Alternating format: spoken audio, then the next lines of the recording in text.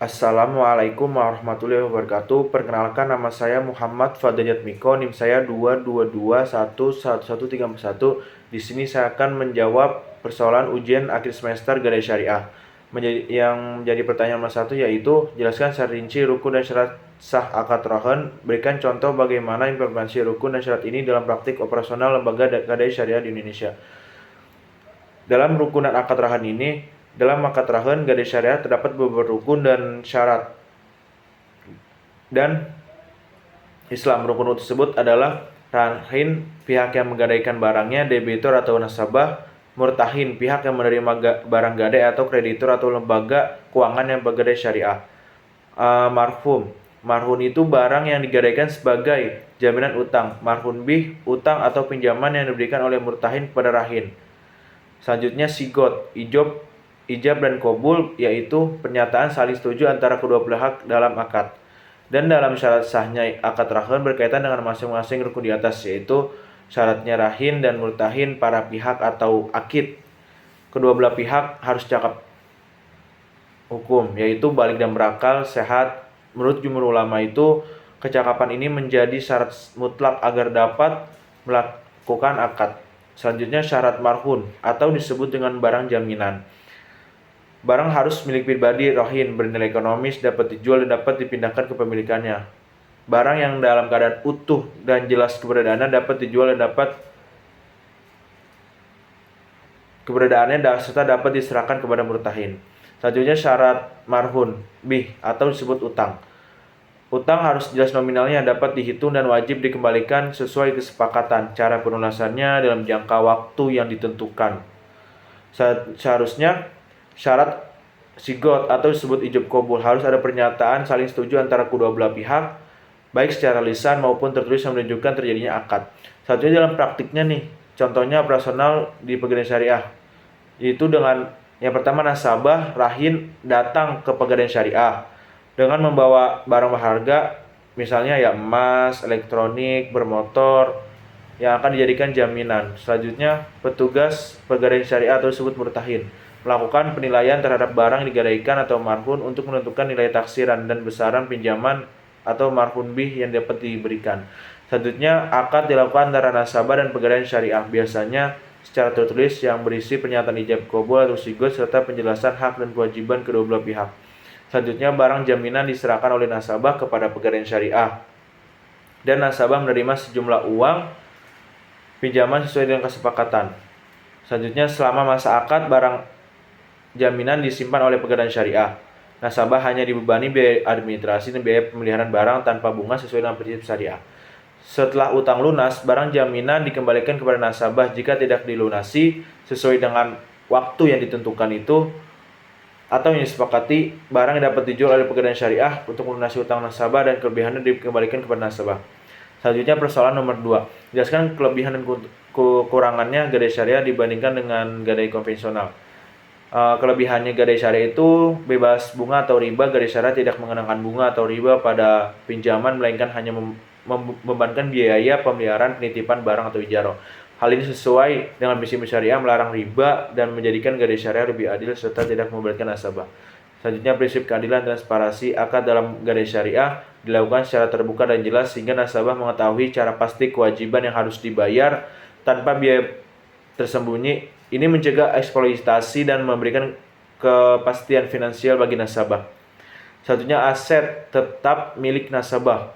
Barang yang digadaikan hanya menjadi menjamin untuk berpindah kepemilikan ke lembaga gadai. Selama utang dilunasi, hak atas barang tetap milik nasabah.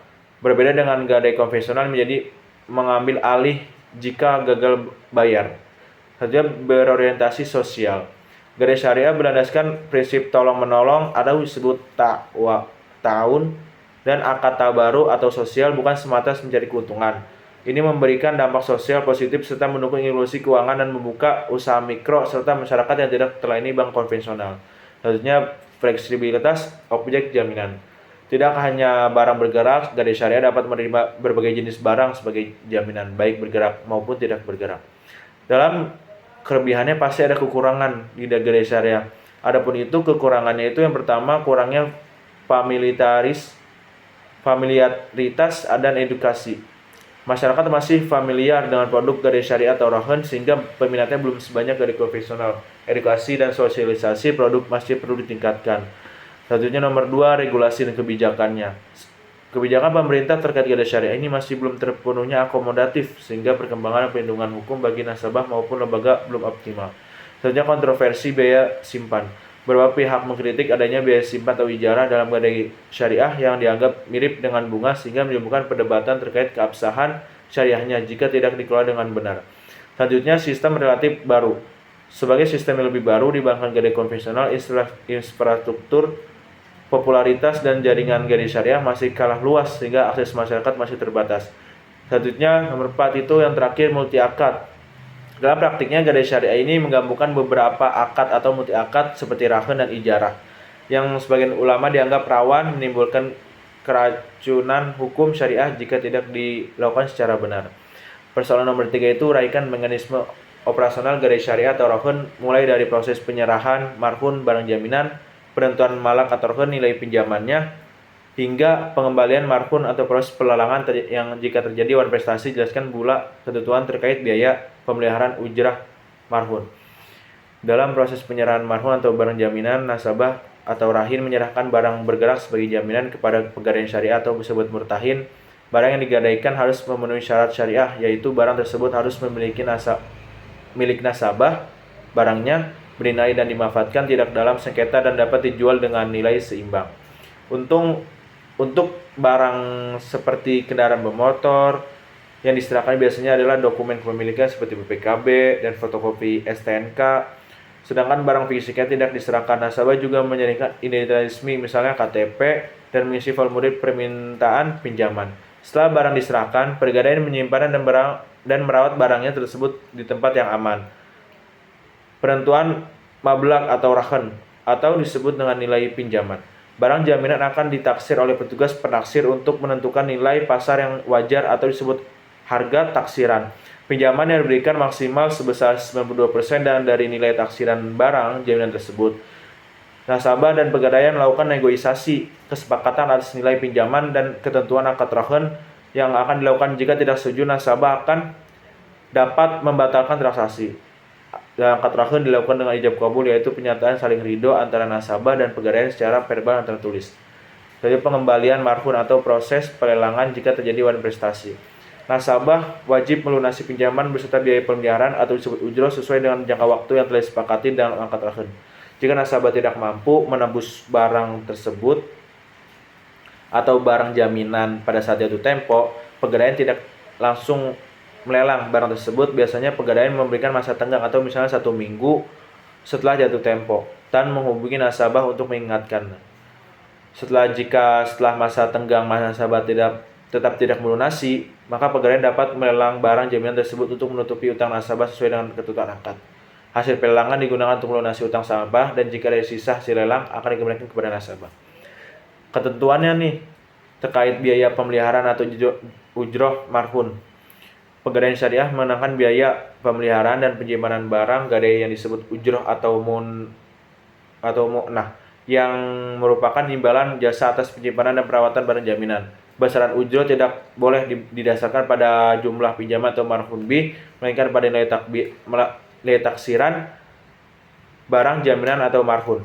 Tarif ujroh biasanya berkisar antara 0,64% sampai 1% dari nilai taksiran barang jaminan untuk setiap periode tertentu, misalnya per 10 hari. Contohnya untuk pinjaman 1 juta dengan nilai taksiran barang 1 juta sekitar 8.000 per 10 hari, untuk pinjaman 2 juta ujroh 16.000 per 10 hari dan seterusnya. Biaya ujroh dibayar pada saat jatuh tempo atau pelunasan pinjaman dan tidak bersifat bunga sehingga sesuai dengan prinsip syariah. Selanjutnya persoalan nomor 4. Menurut Anda bagaimana prospek pengembangan gadai syariah di Indonesia? Menurut saya itu prospek pengembangan gadai syariah itu di Indonesia cukup menjanjikan jika mengingat beberapa faktor pendukung tantangan yang ada. Yang pertama, faktor pendukung. Mayoritas penduduk Indonesia beragama Islam sehingga produk keuangan berbasis syariah seperti gadai syariah atau rahn memiliki potensi pasar yang sangat besar. Yang kedua itu dukungan regulasi dan fatwa DSN MUI memberikan landasan hukum yang kuat untuk mengembangkan gadai syariah, termasuk inovasi produk dengan akad tunggal maupun multi akad yang semakin adaptif terhadap kebutuhan masyarakat modern. Selanjutnya nomor 3, kesadaran masyarakat terhadap pentingnya produk keuangan syariah terus meningkat yang mendorong inklusi keuangan berbasis syariah. Selanjutnya yang terakhir nomor 4, digitalisasi layanan gadai syariah melalui aplikasi dan platform online dapat memperluas akses masyarakat, meningkat efisiensi waktu dan biaya serta memberikan kemudahan layanan. Dalam tantangan yang dihadapi, itu kurangnya pemahaman dan literasi masyarakat tentang produk gadai syariah masih menjadi kendala utama, sehingga edukasi dan sosialisasi itu perlu ditingkatkan secara masif dan berkelanjutan. Selanjutnya nomor 2, infrastruktur teknologi dan akses internet yang belum merata di seluruh wilayah Indonesia membatasi efektivitas digitalisasi gadai syariah. Nomor 3, persaingan dengan pegadaian konvensional sudah lebih kenal dengan memiliki jaringan lebih luas menjadi tantangan dalam menarik nasabah baru. Keterbatasan sumber daya juga manusia memahami prinsip syariah secara mendalam dan profesionalisme di bidang gadai syariah masih perlu diperkuat. Regulasi dan kebijakannya masih perlu disempurnakan agar mendukung inovasi dan pengembangan baru gadai syariah tanpa mengabaikan prinsip syariah. Segitu saja yang bisa saya jawab dalam persoalan mata kuliah ujian akhir semester gadai syariah. Kurang lebih mohon maaf. Wassalamualaikum warahmatullahi wabarakatuh.